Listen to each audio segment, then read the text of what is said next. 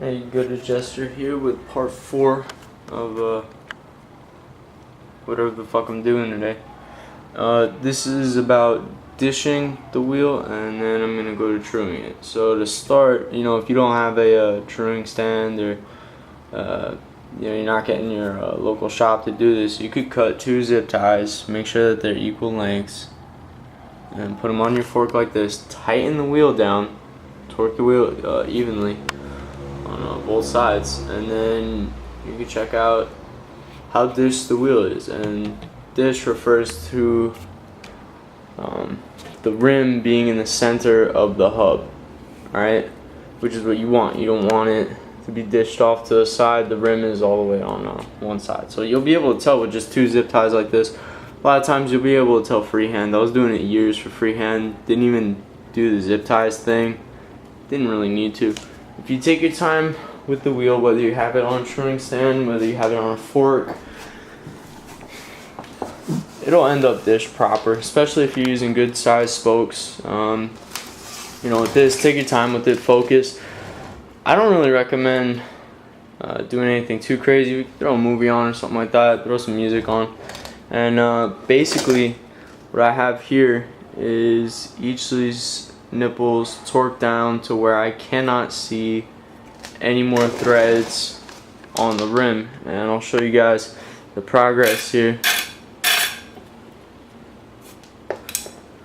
You can still see some of those nipples popping up. That's not an issue, that's expected. I actually think these spokes are going to be a great size for this rim, and you do have some leeway. Basically, the only reason why there is a proper spoke length for aftermarket hubs to aftermarket rims is that you can use the shortest spoke to save weight, yet still have the required thread connection. You still have the required strength. So it's basically just a weight and strength thing. But you know what? If you're not too concerned about the weight, you could use spokes that are a little bit longer.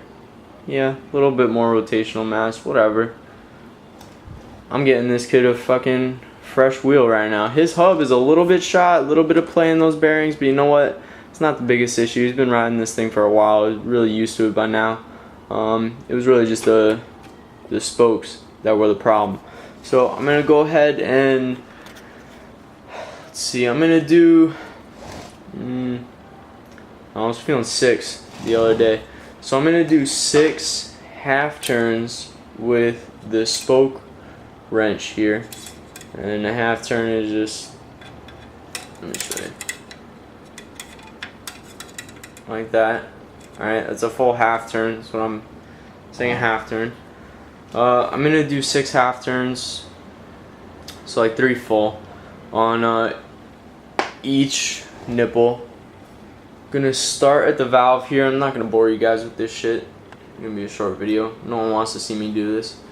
Start at the valve. I'm gonna go this way first, doing 6 half turns on each nipple. Then when I get back to the valve here, I'm actually gonna go back this way, doing 6 on each nipple. I find that results in the best, because you don't want to keep going around in one direction.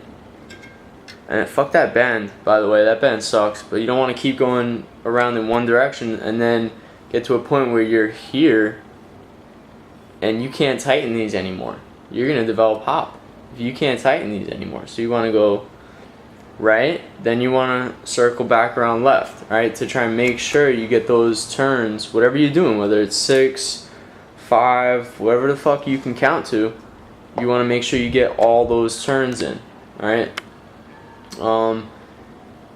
Again, a little bit of experience involved here. If there's so much tension on a spoke you can't get that full turn, try and skip it. You don't want to skip too many, but that's something you kind of have to learn on your own, what you can get away with, what you can't get away with. Yeah, there's math involved. Yeah, there's people who would tell you different, but I found the best way to do it, just start fucking with wheels. Man, take some stock shit, unlace it, relace it, see what you could do with it, see how straight you could get it, and start paying attention to hubs.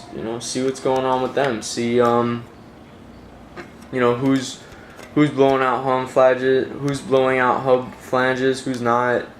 You know, pay attention to, if you're gonna relace it, where the marks are on that hub, right, and what difference that makes when you do relace it. So I'm gonna go ahead and do this. I'm gonna do 6 going right, 6 going left. Probably gonna do some more after that. After that initial 6 and 6, I usually cut it down a little bit. Maybe I'll do 3. Depends how tight they're getting.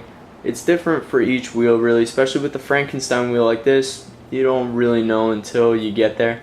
So if I finish up, if I do 6 right and then 6 left, and when I get back up here, it's getting a little tight, I'll cut it down a little bit. I'll go to 3. Easily cut it down by half. I'll go to 3. And the goal is to basically just make sure that you get, you know, if you start doing 3 going around, make sure that when you get back up to here, you can keep doing 3. That's the goal. So if you want to take your time, do 2. Go slow. You know, the more time you take with these wheels and the more precise you get those turns, the better it's going to end up. You know, you have a much less chance of developing hop because you're not getting up here and you're supposed to be doing 6, but you can only do 2. You know, it's not anything drastic like that. So take your time with it, mellow out, get some shit playing, and I'll be back with you guys in a little bit when I have this thing torqued down. I'll go through breaking it in again, and